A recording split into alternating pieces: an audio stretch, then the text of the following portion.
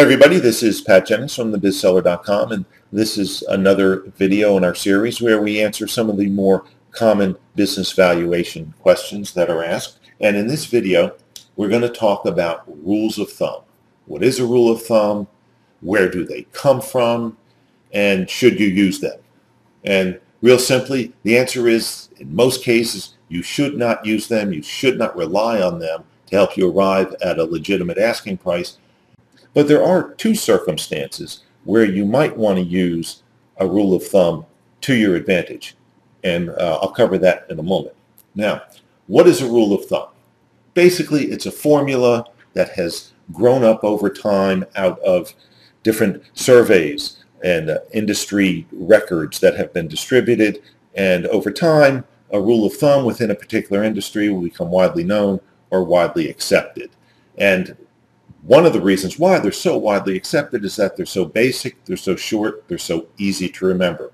You may have come across some in your own industry, like a business in your industry should sell for 40% of sales, or 2 times yearly gross profits, or something like that. You know, it's a short, quick, one-phrase summation of what your business is worth. And that's really the problem with it, because a rule of thumb, by definition, is general.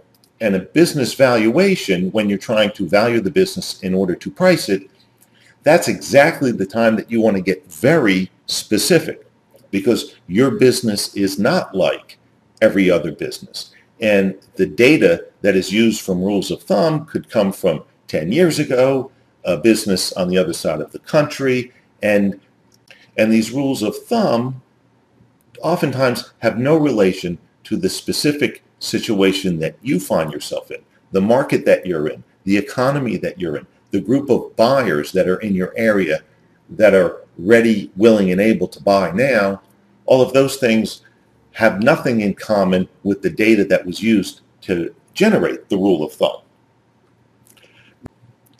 Secondly, most of them don't focus on profits. And the problem with a rule of thumb that is not focused on profits is that you're going to try to sell your business to a buyer who is very focused on profits. And so a short phrase like, in our industry, businesses are valued on 40% of sales, well, maybe they are, but that means nothing to the buyer, so it's not going to get you ahead.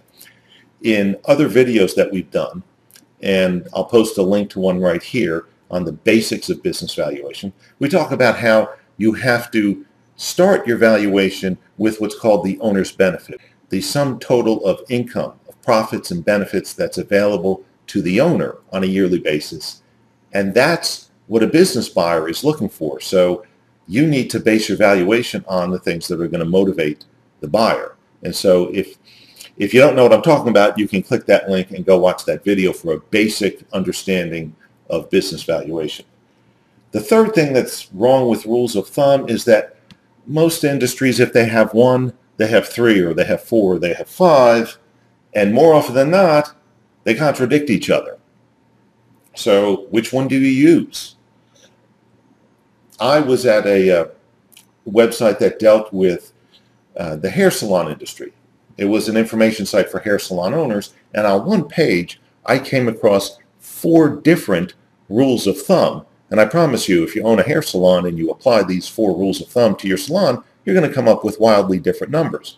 And this last one here basically sums up everything that's wrong with a rule of thumb. 10 to 25% of annual adjusted earnings plus $2,000 per station. How do we know that a station within a hair salon is always worth $2,000, no matter what city it's located in, no matter what time we're living in, how the economy is?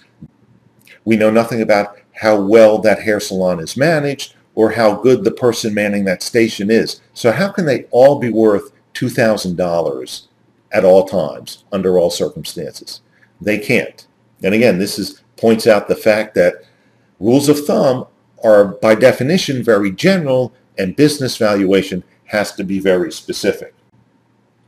Okay, now earlier in the video I said that there were 2 times that you might want to use a rule of thumb to your benefit. And number 1 is if you really don't know where to begin, you don't know at all what your business is worth, a rule of thumb could help you ballpark the figure. If you literally don't know if your business is worth $1 million or $50,000, and there are a couple of rules of thumb in your industry that you've heard about, take some time, sit down and run those calculations and see where you are. At least you'll be in the ballpark. You'll know kind of what neighborhood that you're living in. But again, until you go through a more detailed valuation process that's focused specifically on earnings, you're not really going to be able to price your business yet. The other time that you might want to use it is if you do go through a proper business valuation process, and then in dealing with a buyer, the buyer feels like your price is high.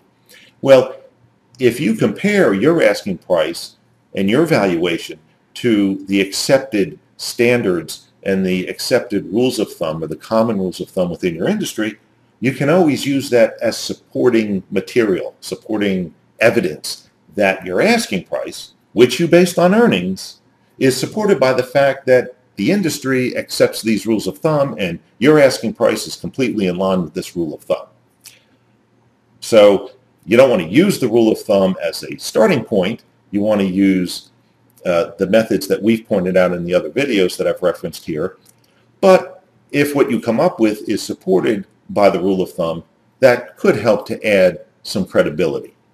So hopefully you will not use the rule of thumb as the basis for your valuation.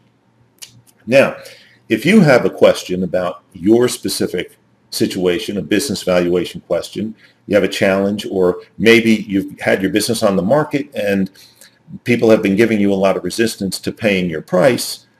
If you have a question, you can enter that question in the comments section down below. And like I said, in this series, we will go into detail about the more commonly asked questions. So if you do have a question, I invite you to enter it in the comments section below, and we will see you in the next business valuation Q&A.